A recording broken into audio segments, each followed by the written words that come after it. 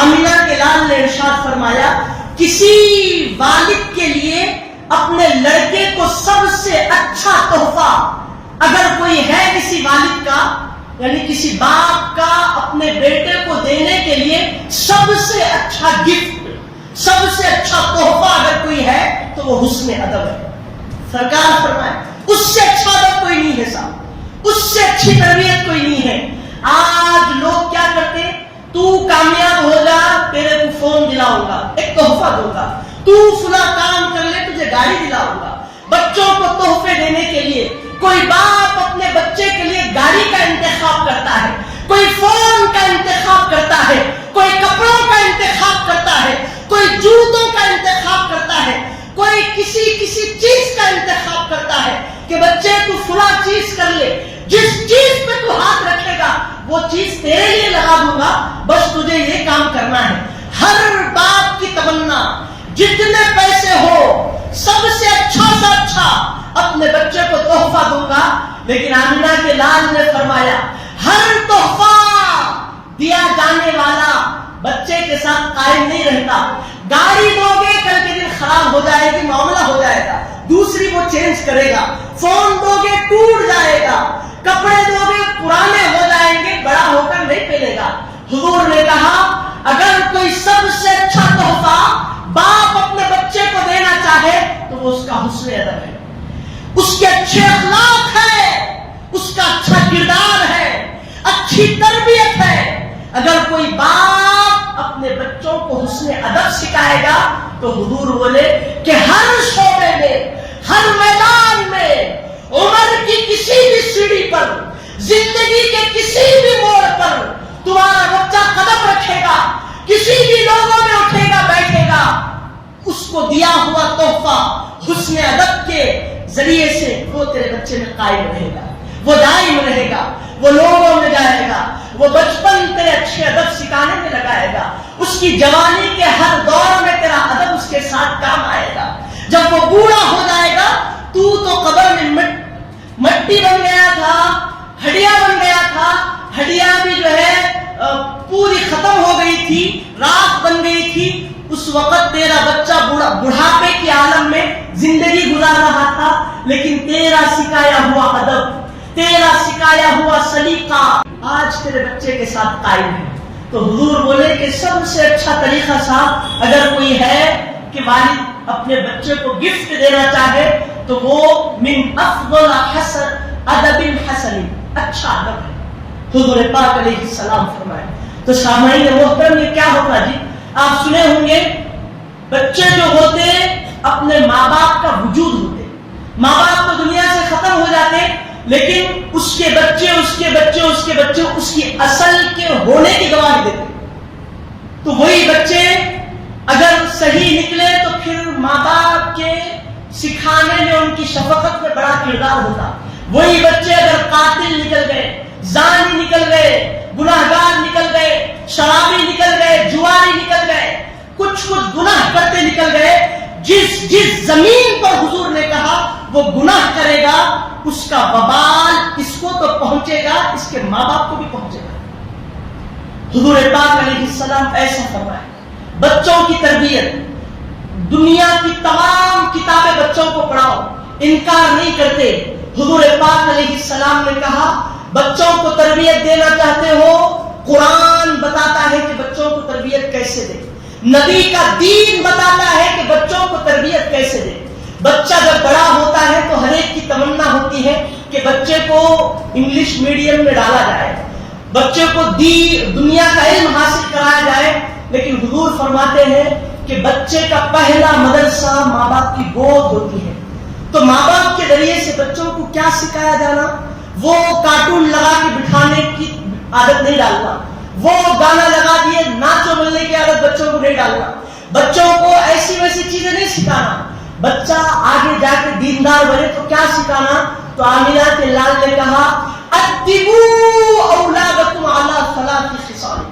لوگوں اگر چاہتے ہو کہ اپنی اولاد کو فرمانبردار بناؤ, اگر تم چاہتے ہو کہ اپنی اولاد کو دیندار بناؤ, اگر چاہتے ہو کہ تمہاری اولاد اللہ کی عبادت کرے, ساری زندگی اللہ کی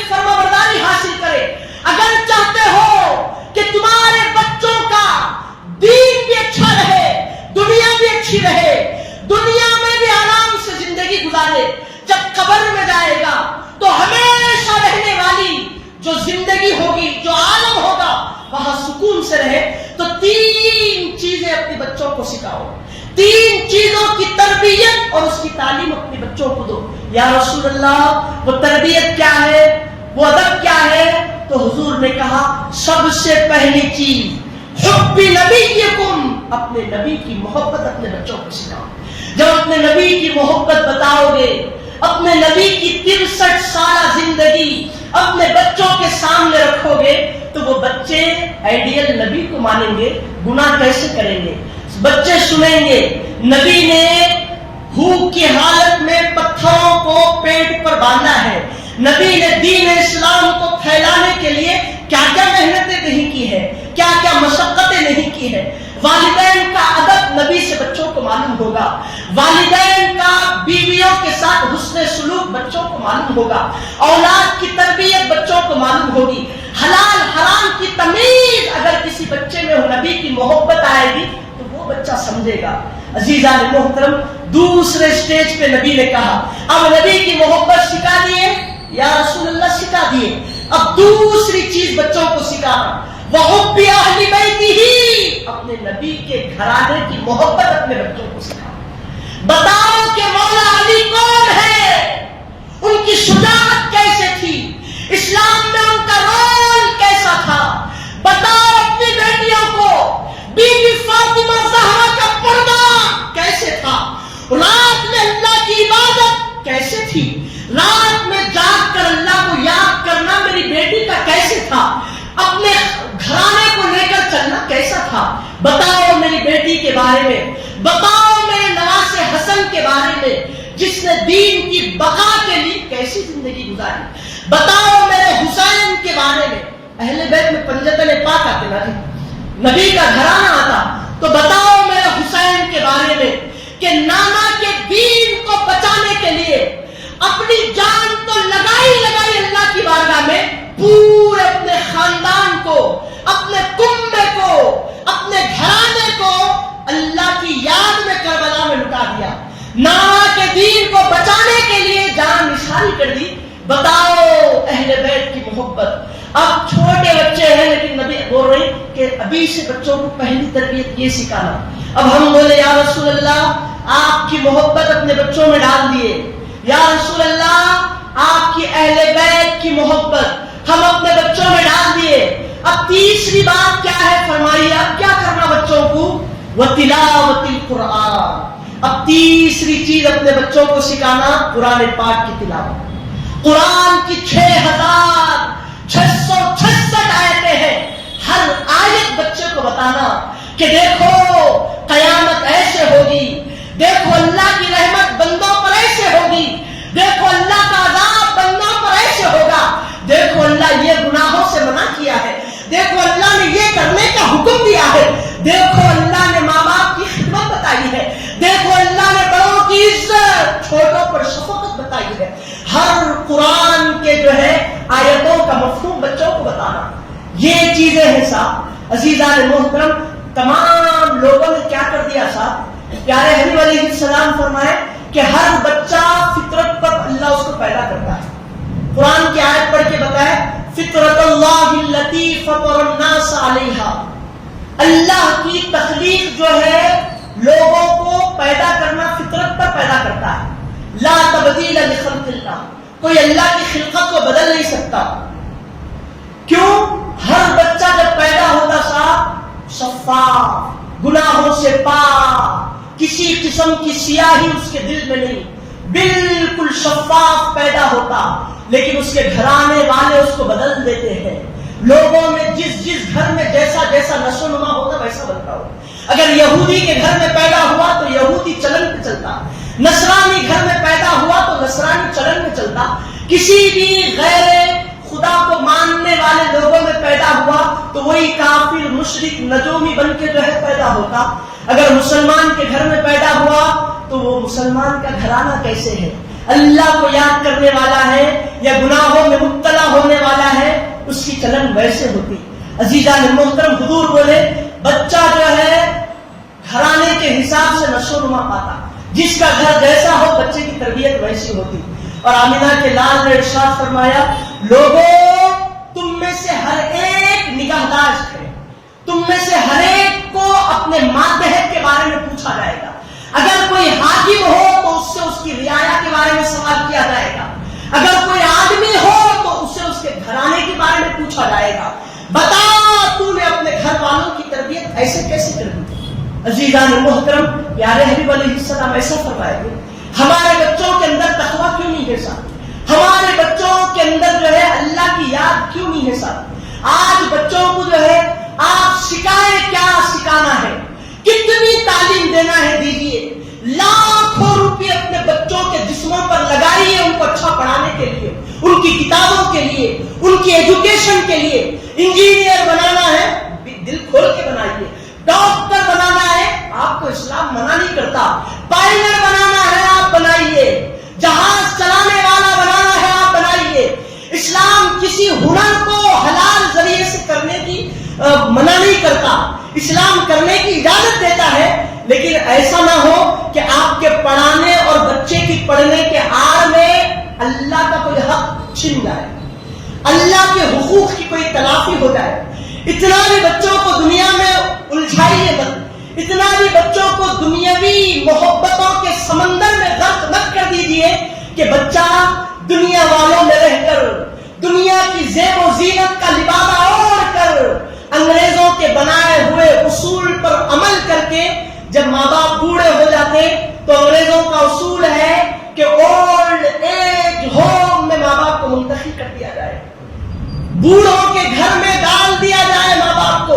इतनी भी अच्छी तालीम मत दो साहब, बच्चों को ऐसी तालीम दो, दुनिया तो वो हासिल करे, आसमान की बुलंदियों तक जाए, सुरैया की बुलंदियों तक जाए, लेकिन जब पलट के देखे बूढ़े माँ बाप हो तो 15वें पारे की उस आयत को पढ़े जिसमें अल्लाह फरमाता है कि माँ बाप या उनमें से कोई एक बुढ़ापे की उम्र को पहुंच जाए तो बच्चों का ये फरीजा है कि माँ बाप का बाजू बनना, माँ बाप की लाठी बनना। वला तक़ूलू लिवालिदैहि उफ़्फ़िन लकुमा, अभी बड़ी उम्र को पहुंच गए, गलतियां हो सकती है, बगैर वजह के झिड़क सकते हैं, कुछ समझ में नहीं आता, चीजें भूल के बिना वजह पुकार सकते हैं। ऐसे मोड़ पर, ऐसी सिचुएशन पर उफ़्फ़िन लकुमा, खबरदार अपने माँ बाप को उफ़ भी नहीं बोलना। अगर उफ़ भी बोल दिया तो सारे अमल गारत हो जाते, बर्बाद हो जाते। वला तजहरहुमा, खबरदार उनको झिड़कना है। गलती तेरी होने दो, उनकी गलती होने दो, तेरी गलती ना हो, लेकिन फिर भी वो बड़ी उम्र को पहुंच गए, उनको झिड़कना नहीं। वक़ुल लहुमा क़ौलन करीमा, अल्लाह करना क्या, शफ़क़त से बात करना, नरमी से बात करना, मोहब्बत में बात करना।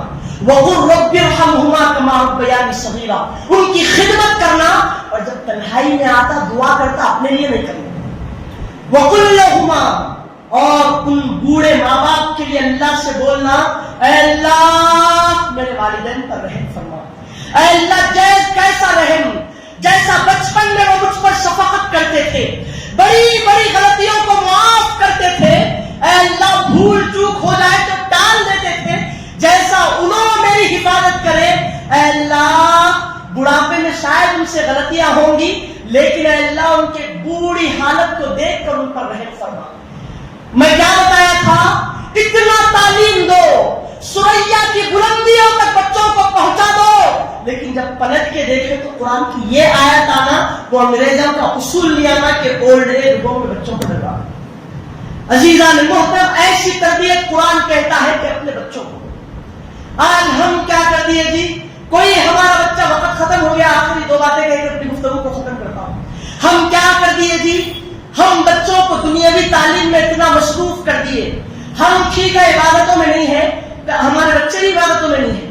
कभी किसी के माँ बाप ने अपने बच्चों को ऐसा देखा कि बाहर से बाप घर में आए, बच्चे के हाथ में फोन नहीं है, बच्चे की निगाहें टीवियों पर लगी नहीं है, बच्चा तस्बीह जग रहा है, तस्बीह की बीजें डाल रहा है, अल्लाह के तराने गा रहा है। कभी ऐसा देखे कि बच्चा मुसल्ले पर बैठ के अल्लाह को याद कर रहा है। कोई बच्चों की हमारे ऐसी रात गुजरी कि हम जब बच्चे के पास जाए तो बच्चा मुसल्ले पर बैठ के आहोजारी कर रहा है। بچوں کی ہچکیاں نکل رہی ہے اللہ کی یاد میں. ہمارے بچے ایسے کہیں نہیں ہے صاحب. ہمارے بچے قرآن پڑھے تو روتے کیوں نہیں ہے؟ ایک اللہ کے ولی راستے سے گزر رہے ایک پانی کے پاس سے, ایک بچہ نابالغ زار و قطار رو رہا ہے, تڑپ رہا ہے, بلک رہا ہے. وہ قریب گئے, بیٹا کیا معاملہ ہو گیا, ایسا ہو رہا ہوں, ایسی کون سی چیز تجھے پریشان کرتی تو اتنا زیادہ رو رہا ہوں؟ تو بولے کہ حضرت قرآن کی ایک آیت پڑھ رہا تھا, وہ آیت پہ پہنچا تو آنسو نکل گئے. ایسی کون سی آیت ہے جو اتنے چھوٹے بچے کو رلا دی؟ بیٹے وہ آیت